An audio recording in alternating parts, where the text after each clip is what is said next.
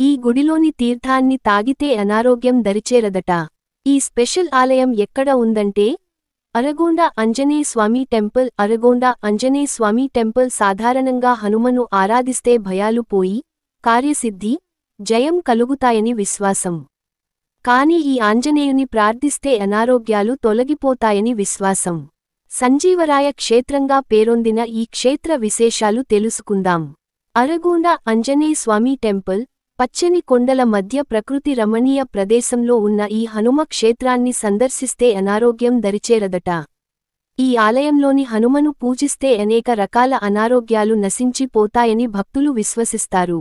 సంజీవరాయ క్షేత్రంగా ప్రసిద్ధికెక్కిన అరగొండ వీరాంజనేయ స్వామి ఆలయ విశేషాలేంటో తెలుసుకుందాం. ఈ ఆలయం ఎక్కడ ఉంది? పవిత్ర తిరుపతి పుణ్యక్షేత్రానికి 75 కిలోమీటర్ల దూరంలో అరగొండ వీరాంజనేయ స్వామి ఆలయం నెలకొని ఉంది. ఈ ఆలయాన్ని శ్రీ అర్ధగిరి వీరాంజనేయ స్వామి క్షేత్రం అని కూడా అంటారు. స్థల పురాణం. త్రేతాయుగంలో రావణుల యుద్ధం సమయంలో రావణాసురుని కుమారుడు ఇంద్రజిత్తుని శరాఘాతానికి లక్ష్మణుడు మూర్ఛిల్లుతాడు.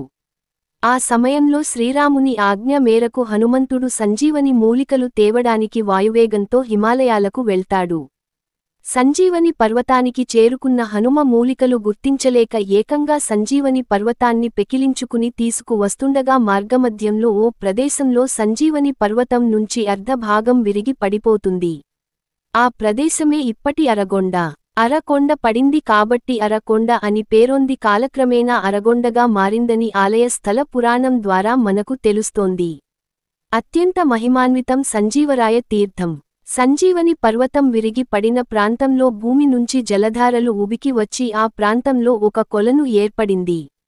అదే సంజీవరాయ తీర్థంగా ప్రసిద్ధి చెందింది. సంజీవరాయ తీర్థంలో సంజీవకరణి, విశల్యకరణి అనే మహిమాన్విత వనమూలికలు, ఔషధాలు కలిసి ఉండడం వలన ఆ తీర్థంలో నీటికి అనేక రకాల వ్యాధులను నయం చేసే శక్తి ఉందని విశ్వాసం. అంతేకాదు ఇక్కడ మట్టిని శరీరానికి రాసుకుంటే భయంకరమైన చర్మవ్యాధులు నశిస్తాయని విశ్వాసం.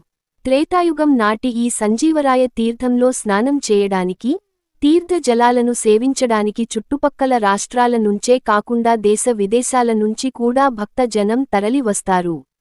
విజయాలనందించే హనుమాన్. సంజీవరాయ తీర్థం త్రేతాయుగానికి చెందినప్పటికీ ఇక్కడ హనుమాన్ ఆలయం మాత్రం చోళ రాజులు నిర్మించినట్లుగా చారిత్రక ఆధారాలున్నాయి. ఇక్కడి హనుమ విజయాలనందించే స్వామిగా కొలువు కావడం వెనుక కూడా ఓ కథ ఉంది. కశ్యప ప్రతిష్ఠ హనుమ. ఉత్తర దిక్కుకు అధిపతి కుబేరుడు. అందుకే ఇక్కడి హనుమను కొలవడం వలన సకల ఐశ్వర్యాలు, విజయాలు